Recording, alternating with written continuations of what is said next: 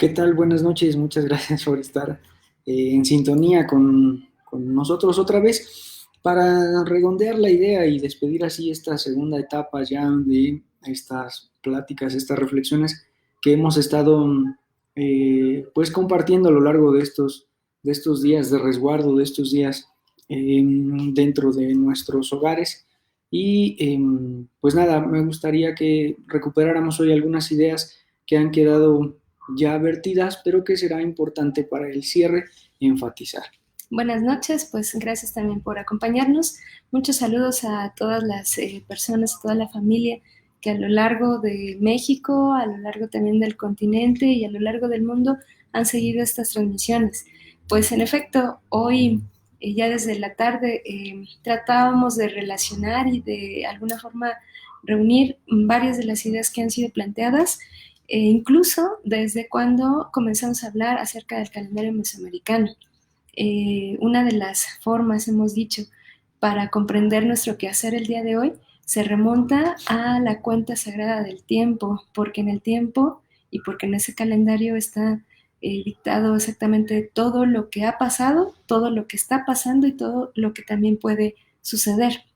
Entonces, en esa condición, la danza, pues es una práctica que también se deriva de la cuenta calendárica, que ha sido una celebración, una serie de prácticas rituales, la danza mexica, que se ha podido manifestar en una infinidad de expresiones a lo largo de las veintenas y que, bueno, evidentemente la constitución misma del espacio sagrado del ritual de danza, el círculo de danza en sí mismo, no es otra cosa más que también una cuenta del tiempo, una cuenta de un espacio que requiere saber dónde comenzar y después hacia dónde seguir para finalmente constituir todo lo que estamos evocando o invocando en ese espacio ritual de la danza.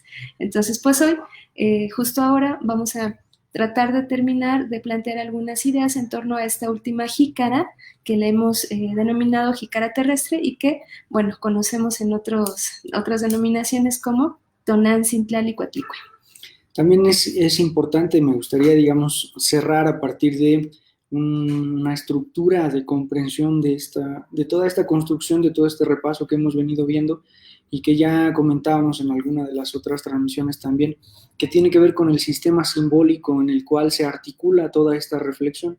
Y hablábamos en aquella ocasión que la condición simbólica es una parte fundante de todas las sociedades constituyen símbolos, constituyen signos para poder relacionarse. Nuestro lenguaje es el mayor de ellos, es uno de los más evidentes y es precisamente en su dimensión simbólica que nos permite toda la acción, toda la actividad social, ¿no? Es gran responsable de una buena parte de nuestra actividad social. Incluso el pensamiento es parte del lenguaje en el entendido de que pensamos a partir de una estructura del habla, de una estructura de la lengua, de una estructura que tiene que ver con signos, con símbolos, con representaciones. Y entonces, claro que todo esto de lo que estamos hablando es un sistema de representaciones. Entonces, hay algo importante aquí en términos de comprender cómo se articula un sistema. Entonces, la idea es precisamente esto, es un sistema de creencias, y ojo, cuando estoy diciendo creencias no digo que sean creencias menospreciables. Cuando digo creencias es un sistema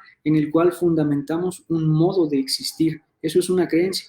El asunto es que esas creencias se ponen a prueba constantemente y se van validando o se van desechando de cierta forma. Y entre las que se consolidan y a partir de la manera en la que se consolidan, una creencia se convierte en una creencia, digamos, científica en esos términos o en una creencia dogmática.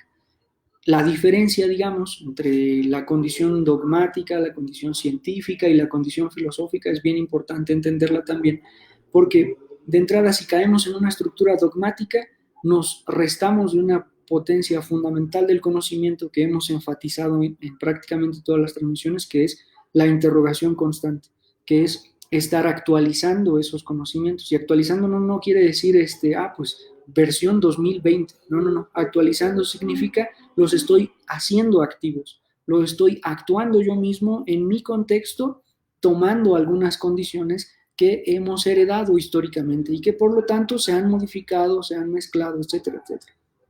Entonces, esta idea es básicamente quiero transmitirla de una manera lo más posible sencilla.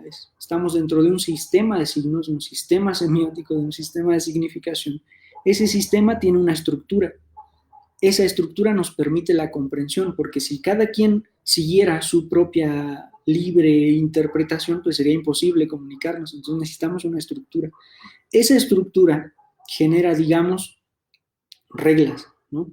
Reglas de socialización. Toda estructura genera cierto tipo de reglas, ¿no? Esa estructura, a su vez, provoca, digamos, un uso de esas reglas.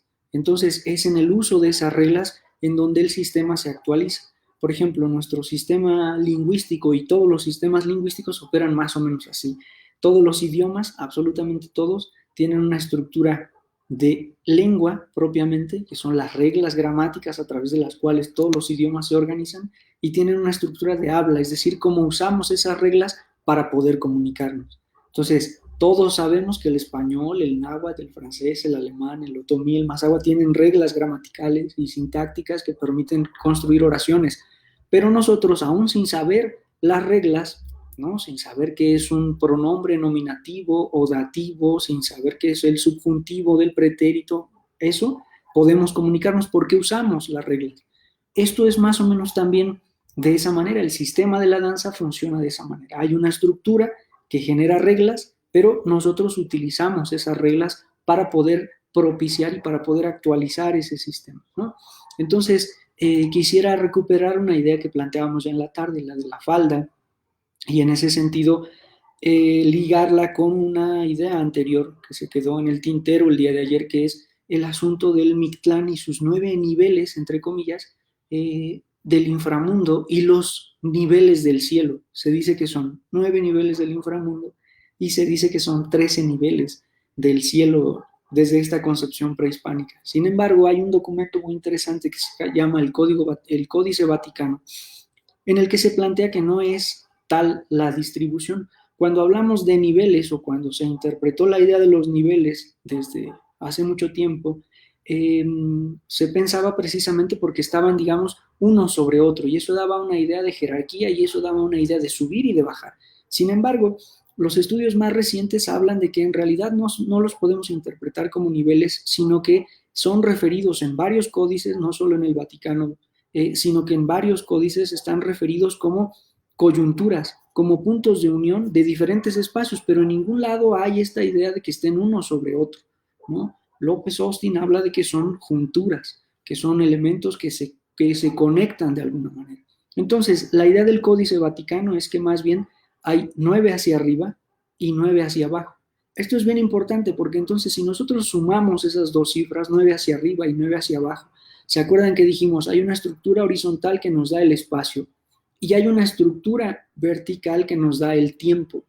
Entonces, si nosotros juntamos esa estructura vertical que nos da el tiempo y pensamos 9 niveles arriba, 9 niveles abajo, abajo y arriba, pónganlo siempre entre comillas, ¿no? Podemos decir afuera y adentro, pero hay 9 hacia cada lado, suman 18, las 18 veintenas de nuestro calendario. Entonces, en realidad, la idea de los 13 cielos ascendentes tiene que ver con que se han hecho diferentes interpretaciones en las que parecería que por la descripción que hay en los códices y la interpretación que hicieron muchos de los narradores de la conquista, Ometeotl y los últimos espacios, pareciera que están fuera de esta estructura. Y el Códice Vaticano lo señala, digamos, con mayor puntualidad. Hay 9 niveles y encima de él aparece Omeyocan, la pareja creadora de todo. Y entonces hay una serie de superposiciones leyendo diferentes páginas de este códice que llevaron a la conclusión para también acercar más esta interpretación a la idea dantiana de Dante Alighieri de los niveles del cielo para poner los 13. Pero en realidad pareciera que son 9. Y esto tiene mayor concordancia con la idea del tiempo. 9 arriba, 9 abajo, 18, 20 en las 18 meses de 20 días. Y esto conecta con nuestra idea, hace un rato decíamos, de la falda, ¿no? La falda que se extiende hacia abajo y la falda o la jícara que se extiende hacia arriba, en 9, digamos, estratos, en 9 diferentes dimensiones de comprensión que nos darán el entendimiento total de un transcurrir temporal. Parte de este transcurrir, pues lo hemos podido comprender a partir del movimiento de los astros que sabemos que a partir de las diferentes etapas en que vamos transcurriendo a lo largo del año, van cambiando también las constelaciones. Entonces, este transcurrir no, implica que no todo el tiempo veamos el mismo cielo. Entonces, en primavera, por ejemplo, podemos visualizar un cúmulo de constelaciones. En verano cambiará esta trayectoria. Por supuesto, en otoño y en invierno sucederán lo mismo, las mismas situaciones. Entonces, esto nos habla de este cambio del que también habíamos planteado el día de ayer y por la tarde, de una alternancia entre lo que sucede con estas dos esencias o con esta dualidad, ¿no? Del cielo y de la tierra y de la vida y de la muerte. Entonces siempre están alternándose, pero en sí mismas están compartiendo también el mismo espacio. Eso implica que compartan también las sustancias, las esencias. Entonces, digamos, podríamos nombrar que son consustanciales. Tanto el cielo y la tierra tienen la misma sustancia. De esta forma es que planteamos que el Tatatzin-Ilhuicat tiene la misma sustancia también que Tonantzin-Tlali. En su interior se gesta la vida, pero a partir de la muerte. Y la muerte también se gesta a partir de la vida. Es una dualidad maravillosa que permite el movimiento de todo lo existente, de nosotros mismos, de las plantas, de todo exactamente. Entonces, bajo esa situación, pues queremos también platicarles algunas de las condiciones que están alrededor y que podemos encontrar en torno a Coatlicue, que es propiamente una de las entidades energéticas que está relacionada de alguna forma, no es la única, pero es de alguna manera una de las más representativas dentro de la cosmovisión, pues de la danza mexica incluso, ¿no? Entonces, justo ahí con Coatlicue podemos encontrar que fueron varias las representaciones que desde el México prehispánico se hicieron. Coatlicue es como la más representativa, sin embargo no fue la única, no fue el único monolito que se tuvo el cuidado de realizar para representar la grandeza de la naturaleza, de sus frutos y de su poder renovador. Entonces, así se encontró, por ejemplo, varias formas esculpidas como y llamadas como Yolotlicue, que también compartían las mismas características que Coatlicue, ¿no? La de la falda de serpientes, ahora con Yolotlicue se encuentra la de la falda de corazones, entonces se sustituye las serpientes por corazones y así se pudieron encontrar innumerables esculturas y figuras de este tipo en varios de los espacios, por ejemplo, cercanos al Templo Mayor y muchas de los descubrimientos que se han hecho en la Ciudad de México. Entonces, pues bueno, queríamos hablar justamente en este último espacio acerca de los elementos que van conformando a Coatlicue y que nos hablan de la confluencia, otra vez, de varios elementos también de la naturaleza, de varios animales, de varias esencias que están dispuestas en una madre que protege, pero que también alimenta, que cuida, pero que también desgarra, que también está al pendiente de recibir en sus garras, en su seno, a lo que ya no tiene vida. Entonces, es así como encontramos, por ejemplo, figuras de diversos ángulos visto a Coatlicue, a una águila, por ejemplo. Una águila de pie que está esperando la caza o esperando el vuelo.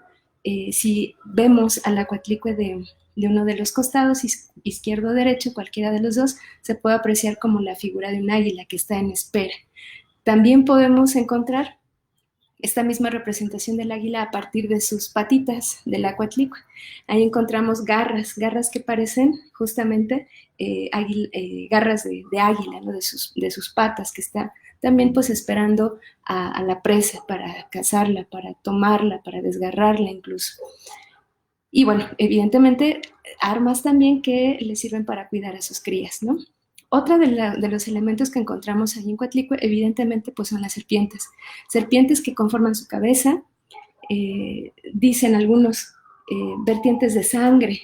Sin embargo, esa sangre pues, no podríamos tal vez entenderla como en un sentido literal, sino más bien en un sentido simbólico y metafórico, que nos refiere a una situación de ofrecimiento de sangre propia de la menstruación femenina o propia, por ejemplo, del alumbramiento, que son condiciones inherentes, pues, a la vida de una mujer. Entonces, dentro de esta figura, dentro de este monolito del Acuatlico hay un confinamiento, una síntesis más bien, una sinergia de un montón de elementos que tienen que ver con la fundación también de México Tenochtitlan. Si recuerdan, el águila, hemos dicho en diferentes ocasiones y se ha rastreado en diferentes estudios, que representa al sol, y la serpiente representa a la tierra. Entonces, lo que nosotros vemos en esta idea, en esta figura ideogramática, es precisamente esa conjunción, la energía del sol, la energía de la tierra, siendo asida o estando borleada como falda, y que en esa sinergia producen el corazón humano. Si recuerdan, la construcción de Tenochtitlán se da a partir del sacrificio de Copil, donde se le extrae el corazón a Copil, se lanza al lago y ahí crece el Tunal, en donde después vendrán a fundar la gran ciudad de la tuna, Tenochtitlán. Y entonces precisamente esos elementos también están presentes en la Coatlicue. Tiene su collar de corazones que hacen referencia a este corazón que florece, ¿no? Tiene su falda de serpientes, la serpiente que es la representación de la tierra, por ya todo esto de las ondulaciones, la fertilidad, etc. Y está representada el águila, como el sol que alumbra, que cobija a toda esta tierra, ¿no? Y que en esa tierra florecen los corazones de seres humanos completos, porque también hay manitas, ¿no? Están manitas aquí. ¿Se acuerdan que hablábamos con el número 5 del Tlojquenahuaque, lo que está junto, lo que está cerca? Una de las cosas también que vale la pena resaltar es que no sé si todos ya hayan tenido la oportunidad de haber visto a la Coatlicue de vivos ojos, ¿no? Sin embargo, pues los invito a que puedan observarla detenidamente. Cuesta un poquito de trabajo realizar esta observación así de frente porque evidentemente sus dimensiones son bastante grandes. Sin embargo, podemos también observarlo en diferentes reproducciones, como dibujos, como fotografías incluso, donde toman desde diferentes ángulos, izquierdo, derecho, frente, atrás, arriba, la figura de una abuela. Antes de leer cualquier cosa y antes de acercarme a cualquier historiador, una ocasión que tuvimos la oportunidad de estar justo ahí enfrente de ella, enfrente de Coatlicue, yo la vi y dije, bueno, pero pues es que se parece a mi tía abuela cuando va cargando en su espalda la cubeta de masa, ¿no? Y no saben, o sea, fue una situación así maravillosa, ¿no? De encontrar esa analogía. Después, tengo la oportunidad de leer y escuchar algunas interpretaciones que hacen la misma descripción. Entonces, no podemos negar a nuestros ojos que refiere a nuestra madre, que refiere a nuestra abuela, que refiere a sus quehaceres de alimentación, de cuidado hacia sus hijos, hacia sus nietos. Eso es lo que hace la Madre Tierra. Y por eso es que se encuentran también estas asociaciones descritas, expuestas en el mismo monolito. Entonces, si la observamos de algún costado o si la observamos detrás, parece una abuela que va cargando algo en la espalda. Entonces es pues maravilloso porque nos está representando, una vez más insisto, la conservación de la vida. Si todavía tienen la fortuna de tener a sus abuelos y estos abuelos tienen esas características de que cargaban a sus hijos con el rebozo, obsérvenlos y es justo así como se mira. Entonces yo recuerdo también como mi abuela cargaba, como dice Vero, el bote de masa o cargaba a otros niños y se ve precisamente así el bulto en su espalda. Pues ha sido de verdad un gusto compartir con ustedes todas estas reflexiones que, insisto, son maneras de entendernos en la actualidad, de cómo hemos sido arrojados al mundo y de cómo a través de los rituales podemos entender nuestro venir a estar a este mundo, cómo hemos sido paridos y qué clase de seres humanos somos a partir de ese proceso de alumbramiento. Pues muchas gracias por su atención y pues una vez más reiteramos que el propósito de comenzar estos diálogos, estas exposiciones a partir de la danza y los puntos cardinales, que por supuesto si ustedes forman parte de un grupo de danza o han escuchado alguna plática entre estos calpulis, entre estos grupos, pues claro que cada uno de ellos tendrá también su forma particular de apreciar ese entendimiento del círculo de danza. Sin embargo, todos confluyen en pequeños o en grandes elementos, como quiera que sea, pero siempre hay ese sentido de coordinación en el encuentro de estos puntos cardinales y de estas jícaras terrestre y celeste. Y bueno, no queríamos, evidentemente, pasar por alto, desapercibido, pues este respeto que se le merecen a estos puntos, a estas entidades energéticas y a lo que constituye el círculo de danza y por supuesto también lo que constituye nuestra vida. Entonces, pues ya una vez explicado esto, pues vamos a esperar a que esté en funcionamiento ya un poco más desarrollado el canal de YouTube. Para eso necesitamos de sus suscripciones y bueno, pues ahí estaremos subiendo poco a poco algunas de las danzas, sus tutoriales y demás. Y bueno, pues aquí nos vemos el día de mañana en punto de las 9 de la noche también, un poco después de que termine el tío con su transmisión. Y bueno, pues estaremos aquí al pendiente también de sus comentarios. Muchas gracias, les mandamos muchos saludos a todos. Muchas gracias, hasta luego.